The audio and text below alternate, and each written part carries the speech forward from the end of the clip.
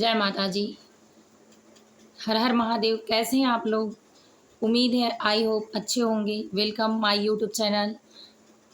एक बार फिर से उपस्थित हूँ एक नए ज्ञान के साथ। और ये ज्ञान इतना इम्पोर्टेंट है कि लगभग सबको मालूम है, जो भगवान में आस्था रखते हैं, विश्वास रखते हैं और फिर भी उनके काम नहीं बन रहे हैं, तो सिर्फ ये उपाय करने से उनके काम बन जाएंगे। तो चलिए इसी बारे में जानते हैं। सबसे पहले आप लोगों से रिक्वेस्ट है कि वीडियो स्किप करके ना देखें, कृपया करके लंबे टाइम तक यानी ज़्यादा देर तक देखें, भगा के नहीं देखें। इससे ये होगा कि आपको जो बातें पता चलेंगी वो सच्ची श्रद्धा के साथ पता चलेंगी और निश्चित है कि आपको आपके जीवन में काम आने वाली हैं। तो जो चीज़ें फ्री में मिलती हैं और बिना किसी पैसा दिए मिलती हैं, आपके सही टाइम का सही उपयोग करती हैं, वही चीज़ें बेहतर और सही होती हैं। दुनिया में 2 ही चीज़ें सबसे ज़्यादा ज़रूरी है, एक भगवान को याद करना और दूसरा अपने कर्म को करना। कर्म तब निर्धारित होता है जब आप किसी भी वस्तु के प्रति अपना 100% देना शुरू करते हैं, किसी काम के प्रति 100% देना शुरू करते हैं, किसी व्यवहार के प्रति 100% देना शुरू करते हैं। तो जब आप कुछ देते हैं तब आपके रिश्ते मजबूत होते हैं। जब आप कुछ देते हैं, अपना समय या अपनी व्यवस्था, अपनी कमाई, तो आपका भोजन व्यवस्थित होता है। जब आप अपना ही कुछ देते हैं तो सुकून और शांति, सुख और वैभव प्राप्त होता है। और दूसरा, आपको बिना कुछ दिए बस सिर्फ समय देना है अपना। और यही गरुड़ पुराण के अनुसार यही एक पहचान है कि जब पृथ्वी पर आने के बाद भगवान गर्भ से ही पूछते हैं, गर्भ में ही आने के पहले ही भगवान ये पूछते हैं कि क्या तुम जाओगे पृथ्वी लोक पर तो हमको याद करोगे? तो वही बच्चा कहता है हाँ प्रभु याद करूँगा। फिर धीरे-धीरे करके जब बच्चा 9 महीने गर्भ में माँ की पल लेता है, बाहर आते ही दुनिया में माया घिरने लगती है और कहता है अब कहाँ, अब कहाँ, अब कहाँ। जब भगवान पूछते हैं कि मुझे याद करोगे? अपने कर्मों को जो अधूरा है उसको पूरा करोगे? फिर ये गलतियाँ तो नहीं करोगे? फिर इस पाप का भागीदारी तो बनकर नहीं आओगे? तो जब तक दर्द होती है, तकलीफ होती है, तब तक जैसे कलयुग का मनुष्य बदल रहा है, उसी तरह गर्भ में बच्चा भी बदलता है और गर्भ से ही वो माया सीख कर आता है और इसी तरह से कहता है अब कहाँ, अब कहाँ। तो सेम उसी तरह मनुष्य है, जितने दिन उसके पास पुण्य होते हैं, धर्म होते हैं, जितने दिन वो अच्छे से खाता है, उसका अनुभव दिल दिमाग ये कहता है कि हमको ऐसे मिलता रहेगा। जबकि कर्म हमारा जब तक साथ दिया है, जब तक धर्म और पुण्य साथ दे रहा है, तब तक ही सुखी और संपन्न तरीके से कोई खा रहा है। तो इसलिए भगवान को याद करना बेहद ज़रूरी है, क्योंकि जब 2 में 2-4 घड़ी भी आप याद कर लेंगे तो उसी हिसाब से अपना समय देंगे। तो चलिए जानते हैं किस तरह से भगवान को याद करते हैं। और आप दुखी हैं, परेशान हैं, विपत्तियाँ आपको घेर रही हैं या किसी लंबे समय से बीमारी कोई आ रही है, घर की स्थिति खराब है, आर्थिक स्थिति खराब है, बच्चे आपकी बात नहीं मान रहे हैं या आपके अनुसार आपका परिवार नहीं चल रहा है या आपके कहे अनुसार परिवार सुनता नहीं है, आपका मान-सम्मान नहीं होता है। तो इन सारी चीज़ों को पाने के लिए आप कौन-सा उपाय कर सकते हैं कि इससे आपको सब कुछ प्राप्त हो जाए और जो आपसे भूल हुई है आपके जीवन में, वो भी भगवान माफ़ करें। तो इन सारी चीज़ों को सिर्फ़ एक साथ जानेंगे। तो इसे जानने के लिए अगर आपने वीडियो स्किप करके देखा, तो बहुत सारी चीज़ें छूट जाएँगी। तो इसीलिए आपसे रिक्वेस्ट है कि 2-4 मिनट में, 5 मिनट में और 10-20 मिनट में कुछ जाता नहीं है, लेकिन जो आपको मिल जाएगा उससे आपका जीवन उम्मीद है, विश्वास है, पूरी आस्था है आप लोगों में और मेरा प्यार है और आपका प्यार है कि आप वीडियो स्किप करके नहीं देखेंगे, पूरा देखेंगे, जिससे आपको अच्छे से समझ में आए। और मेरा पूरा कोशिश है कि आपको ये बातें आपके दिल में जाएँगी और बैठेंगी, जिससे जगह बनाने के बाद आप वही करेंगे जो आपकी ज़रूरतें होंगी, जो भगवान की ज़रूरतें होंगी। तो जानते हैं, मैं एक छोटा-सा मोटिवेशन कहानी भी आपको सुनाऊँगी, गीता, रामायण, महाभारत के अनुसार कि आपको कैसे पता चलेगा, आपका विश्वास अटूट कैसे होगा कि ये सच है। तो सबसे पहले कर्म और आस्था जो होता है, उसमें सबसे बड़ा भगवान का नाम होता है। भगवान के नाम में आपको भगवान को याद करने के लिए एक डेली का रोज़मर्रा है कि आप डेली अप टू डेट हैं, दिनचर्या अपना पूरा करते हैं, लेकिन सही तरीके से नहीं करते हैं, इसलिए आपका पुण्य आपके खाते में नहीं जाता है।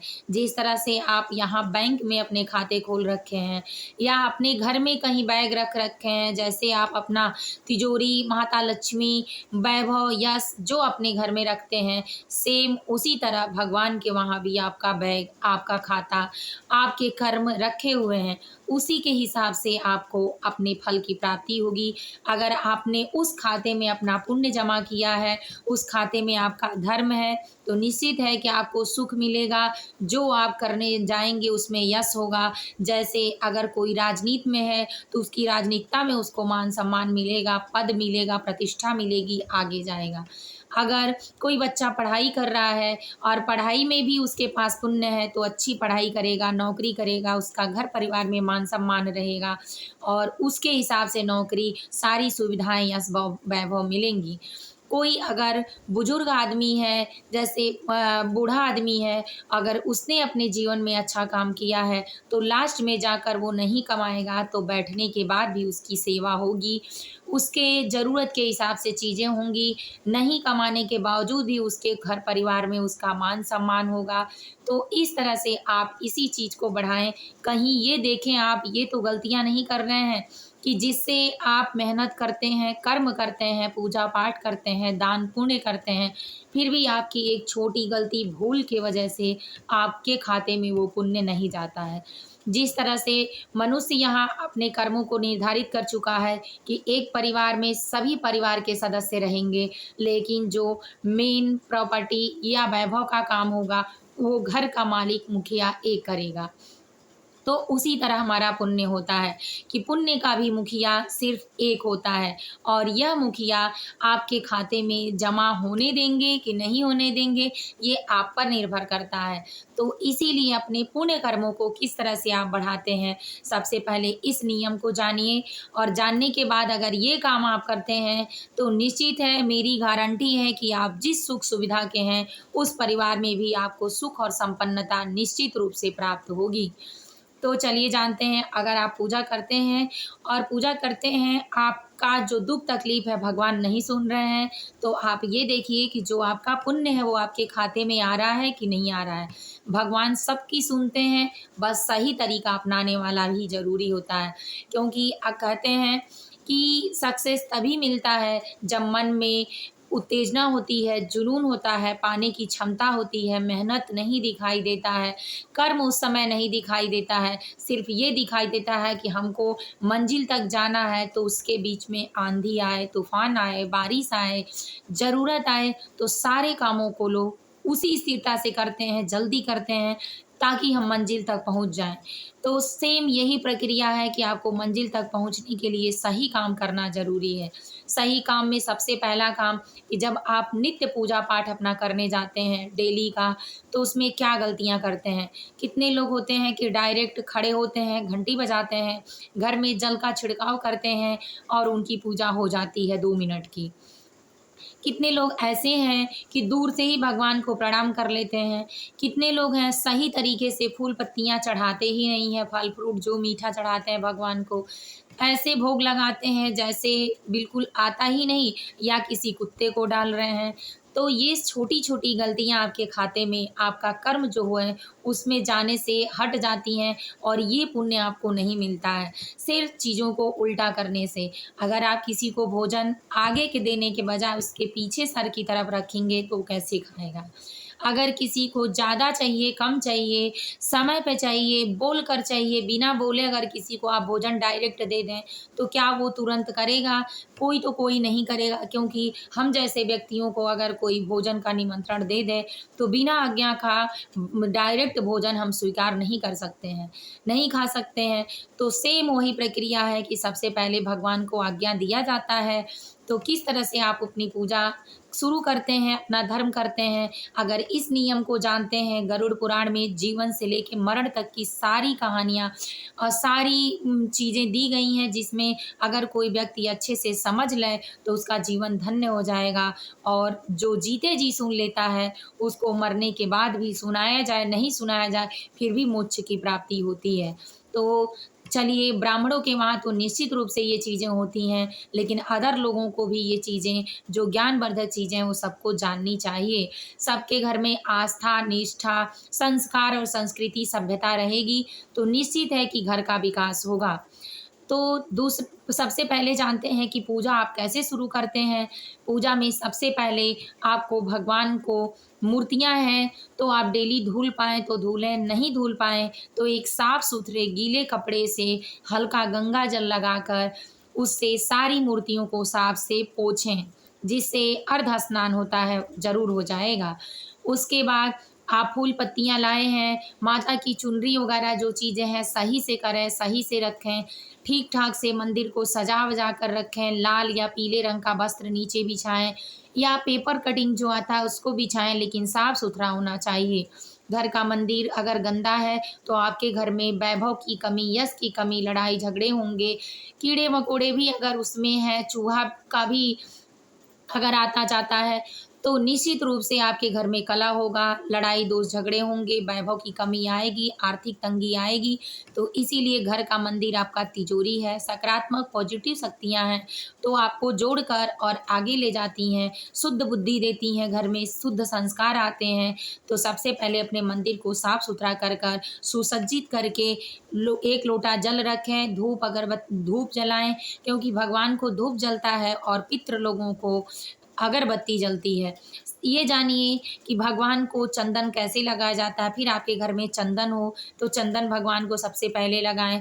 चंदन जो ये है, इससे आप आने वाले मेहमानों को तिलक लगा सकते हैं। ये वाली जो तर्जनी उँगली आती है, मिडल फिंगर, इससे आप सिर्फ़ पितरों को चंदन लगाएँगे। ये गया जी में जो लोग जाते हैं पितरों को पिंड देते हैं या तृप्त करते हैं या घर पे किसी का पुण्यतिथि मनाया जाता है, तो इसी उँगली से चंदन करना चाहिए, इस उँगली से, जो मिडल फिंगर है। तीसरा मध्यमा है, मध्यमा अपने पति की लंबी आयु के लिए शास्त्रों में बताया गया है कि लंबी आयु के लिए पति की, इससे महिलाएँ, सुहागिन महिलाएँ जो होती हैं, इस मिडल फिंगर से जो मध्यमा उँगली है, इससे माथे का सिंदूर और तिलक करें। ये रिंग फिंगर है, रिंग फिंगर से सिर्फ़ रिंग, ओनली रिंग फिंगर से आप भगवान की चंदन पूजा जो भी लगाएँ तिलक, इसी रिंग फिंगर से लगाएँ। देख लें बिल्कुल, तो इस उँगली से लगाएँ। कनिष्का उँगली का कोई इम्पोर्टेंट नहीं होता है, जब शंकर भगवान की पूजा विधिवत रूप से करनी हो। अब तो सावन माह में मैं सारे जितने शंकर भगवान के रूप हैं, सबका वीडियो बनाऊँगी। तो बिल्कुल आप देखें, सारे ज्ञान प्राप्त करें। कहीं न कहीं ज्ञान अधूरा नहीं होता है, पूरा ही होता है और कभी न कभी काम आता है। इसीलिए फालतू समय अगर आप व्यतीत करना चाहते हैं, फालतू समय में बैठे हैं, तो उस समय भी आप पुण्य का काम कर सकते हैं, सिर्फ़ सुन के और लोगों को बताकर। तो आप इन पाँचों उँगलियों में लगभग सबका जान चुके हैं, उम्मीद है समझ में आया होगा। तो इस तरह से चंदन भगवान का लगाएँ।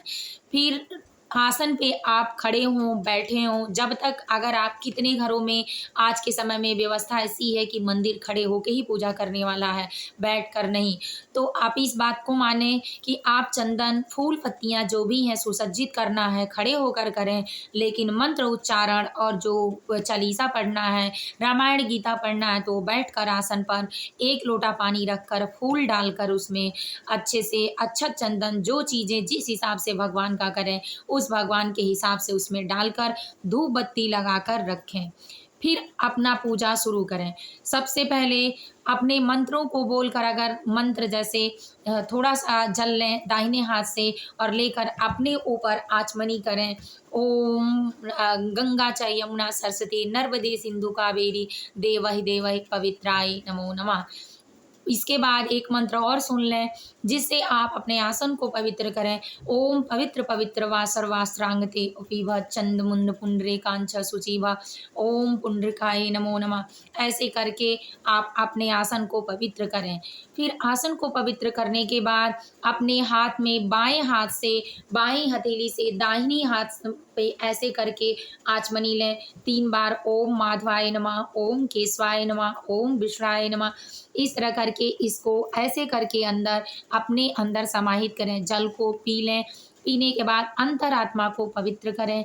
फिर आप उसके बाद ओम ऐसे डाल के 2 बार ओम हस्तम प्रक्षालम समर्पयाम, हाथ को अपने साफ सुथरा से धोएं। उसके बाद मंत्र विधि से ही आप पवित्र हो जाएंगे। फिर पवित्र होने के बाद एक शुद्धिकरण मन में आता है, सच्ची आस्था जागती है। आपके जो सातों चक्र होते हैं शरीर में, यहाँ से लेकर और नाभि तक के, वो एक्टिव होते हैं। आपकी मंत्र की ध्वनि जो होती है आपके अंदर समाहित होती है। आपको सकारात्मक शक्तियाँ, खुद में मजबूती, आत्मविश्वास, ये सारी चीज़ें देती हैं। आप जहाँ बैठते हैं पूजा करने, वहाँ का माहौल पवित्र हो जाता है। आपके मंत्रों की ध्वनि से आपका घर पवित्र हो जाता है। इस तरह से आपके घर में नकारात्मक शक्तियाँ, भूत प्रेत की बाधा जो भी होती हैं नहीं आती हैं। आपका शरीर अगर शुद्ध है और जब तक आप घर में हैं तब तक उस घर में भी सकारात्मक शक्तियाँ बनी रहती हैं। इसीलिए साधु संत महात्मा जब भी घर में आते हैं तो हमको ज़्यादा अच्छा लगता है। क्यों अच्छा लगता है? क्योंकि उनके साथ जो शक्तियाँ हमारे घर में प्रवेश की हैं उससे सुख और शांति का अनुभव होता है, सच्चा विश्वास होता है। तब इस तरह से आप अपने मंत्रों का उच्चारण शुरू करें। मंत्रों में सबसे पहले आपको नवग्रह मंत्र, अगर आप अपने हथेली देखकर जैसे सुबह बोलते हैं ओम प्राग्रे वस्ते लक्ष्मी कर मध्य सरस्वती कर मूले तु दो मिंदा प्रभाते कर दर्शना, तो ऐसे गोविंद का आप नाम लेकर अपने मंत्रों का उच्चारण करके नवग्रह मंत्र, माता सरस्वती का मंत्र पढ़ें। अगर आप पढ़ी लिखी महिला नहीं हैं, पढ़े लिखे पुरुष नहीं हैं, आपको संस्कृत बोलने नहीं आता है, आप लाचार हैं इस बातों से कि आपको विधि विधान से इस तरह करने नहीं आ रहा है, तो साधारण मैं आग्रह करती हूँ आप लोगों से कि मैं जो भी वीडियो बनाती हूँ बिल्कुल मुझे अपने घर का सदस्य ही समझें और ये समझकर समझें कि आपको जैसे भी मेरा काम है कि आपको धर्म का जो शिक्षा है, ज्ञान है, वो आप तक पहुँचाना, तो आप उसको बिल्कुल साधारण विधि से कहते हैं कि भगवान अगर सच्चा मन हो तो बिना किसी बुलावे के माता अनसुईया ने सिर्फ अपने पवित्रता पर भगवान को बालक बना दिया था। उसी तरह अगर आपका मंत्र पवित्र है, आपका शरीर, आपकी आत्मा पवित्र है, आप कोई संस्कृत मत पढ़िए, कोई हिंदी अनुवाद न करिए, आप बस बैठकर और 3 बार इस तरह से जल, क्योंकि आप प्रैक्टिकल विधि कर सकती हैं, करके बोलिए हे भगवान हमको पवित्र करिए। उसके बाद आप अपने आसन को बोलिए कि हे माता धरती भगवान हमारे आसन को पवित्र करिए, और इस तरह करके आप जो सीताराम हरे रामा हरे कृष्णा सारे मंत्रों में महामंत्र है, हरे रामा हरे कृष्णा का आप जाप कर सकते हैं, ओम नमः शिवाय का जाप कर सकते हैं, श्री कृष्णाय वासुदेवाय हरे परमात्मने प्रणतः क्लेशनाशाय गोविंदाय नमो नमः। चाहे जिस नाम का आप चाहे भगवान का मंत्र का जाप कर सकते हैं। इस तरह अपने पूजा को विधिवत रूप से करने के बाद आप लास्ट में अपने आसन से बिल्कुल ना हटें, क्योंकि आसन में ही आपकी जितने मंत्र की ध्वनियाँ हैं आपका पुण्य है समाया हुआ है। ये आसन ही माता धरती और इंद्र भगवान से बचाता है, तो इसलिए आसन पे बैठे रहें और वहाँ खड़े होकर, क्योंकि आरती हमेशा खड़े होकर ही किया जाता है, तो इस तरह से आप भगवान की आरती करें। जो भी आरती आपको आती है उस आरती के बाद अगर दिन के हिसाब से, नवग्रह के हिसाब से करते हैं तो ज़्यादा अच्छा होता है। शुक्रवार और सोमवार को माता दुर्गा, भोलेनाथ और महालक्ष्मी की आरती करें। मंगलवार को हनुमान जी और राम की आरती करें। बुधवार को गणेश जी की आरती करें। बृहस्पतिवार को माता लक्ष्मी और जगदीश सहरे वाली जो आरती है उस तरह से भगवान विष्णु की आरती करें। शुक्रवार को गणेश और माता लक्ष्मी की, महावैभव लक्ष्मी की आरती करें, और शनिवार को बजरंगबली शनिदेव की आरती करें, और रविवार को भगवान विष्णु और सूर्य नारायण की आरती करें। इस तरह से आप हर दिन की अगर पूजा करते हैं तो ज़्यादा पुण्य आपको प्राप्त होगा, और जितने ग्रह होंगे सब समाहित होंगे। जब सब तरीके से बनता है तब घर परिवार में धन की वृद्धि होती है। तो अगर आप सब तरीके से करेंगे तो जल्दी आपके पुण्य की वृद्धि होगी। तो इस तरह से आप करके सारे पुण्य को इकट्ठा करें। उसके बाद भगवान का आरती करने के बाद भोग लगाएं।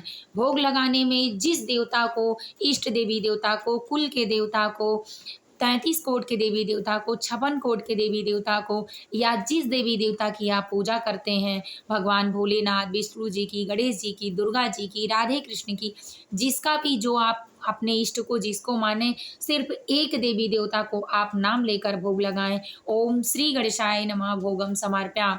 ओम श्री लक्ष्मी नारायणाय नमः भोगम समर्पयाम।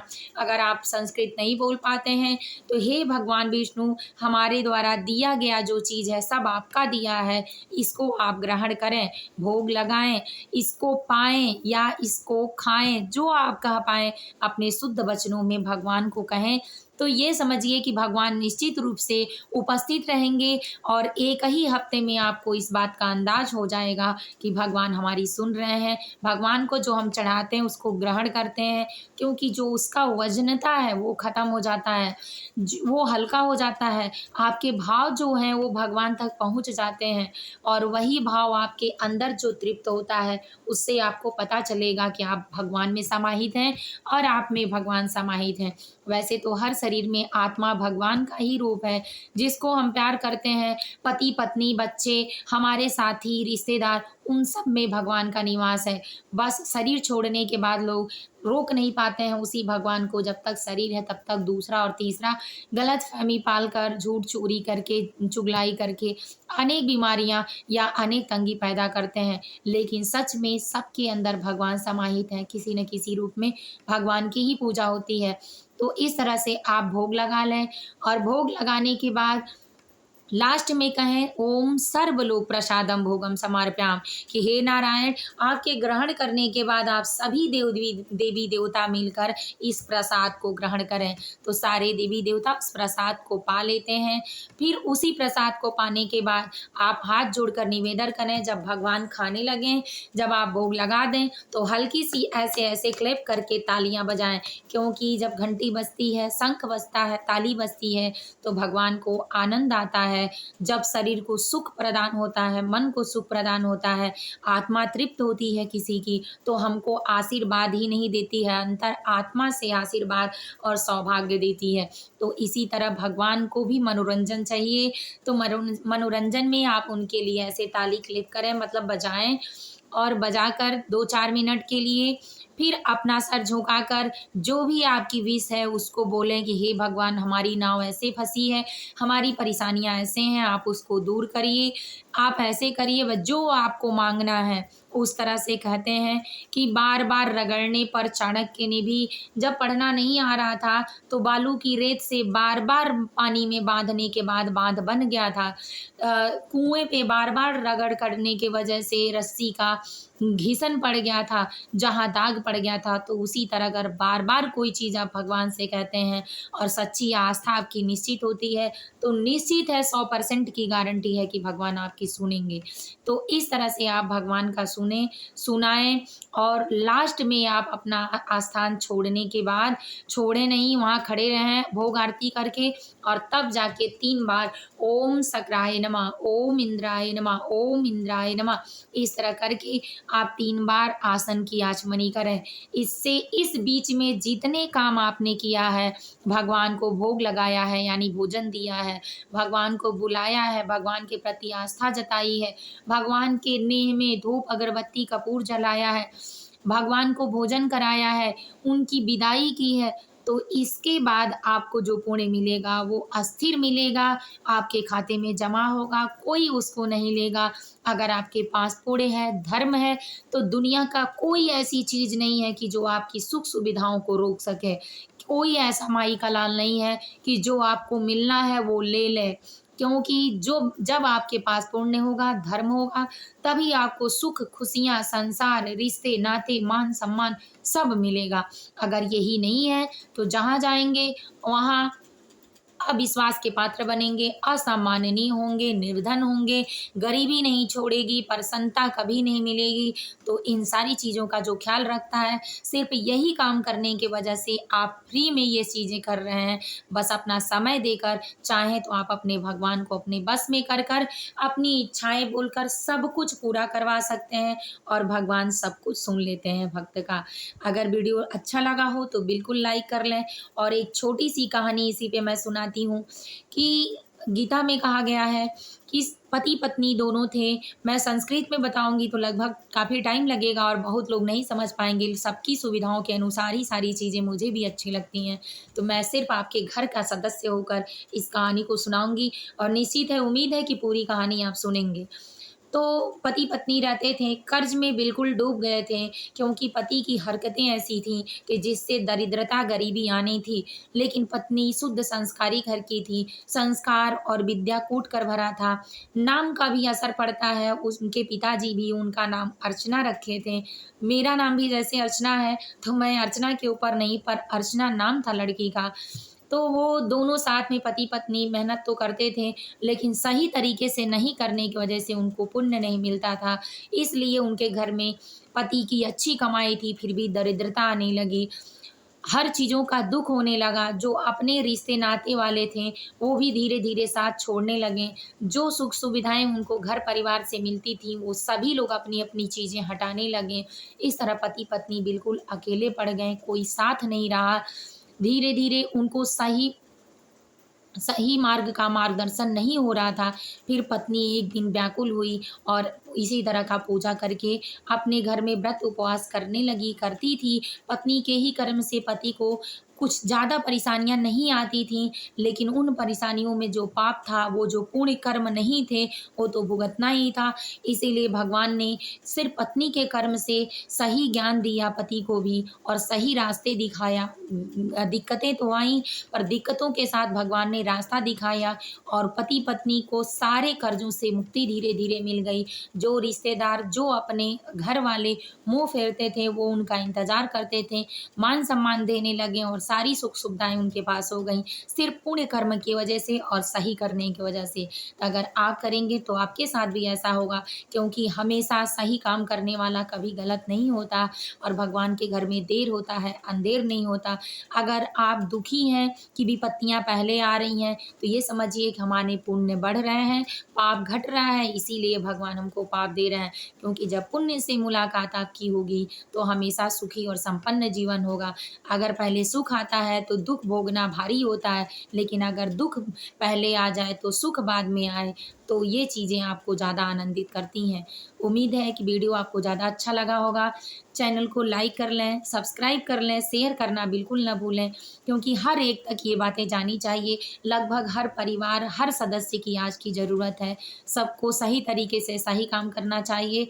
अगर आप ऐसा करते हैं, तो आपकी सुख सुविधाओं से कोई नहीं रोक सकता और दुनिया में कोई ऐसा नहीं है कि आपको नौकरी ना दे, आपको खाने के लिए ना दे, आपका मान-सम्मान ना हो और आप जहाँ जाएँ वहीं से अमिताभ बच्चन की तरह लाइन ना शुरू हो जाए। अगर अच्छा लगा है तो लाइक ज़रूर कर लें, बिल्कुल ना भूलें। जय माता जी, हर हर महादेव, सुखी और संपन्न रहें सभी लोग अपने घरों में। ऐसा आशीर्वाद माता रानी से मैं प्रार्थना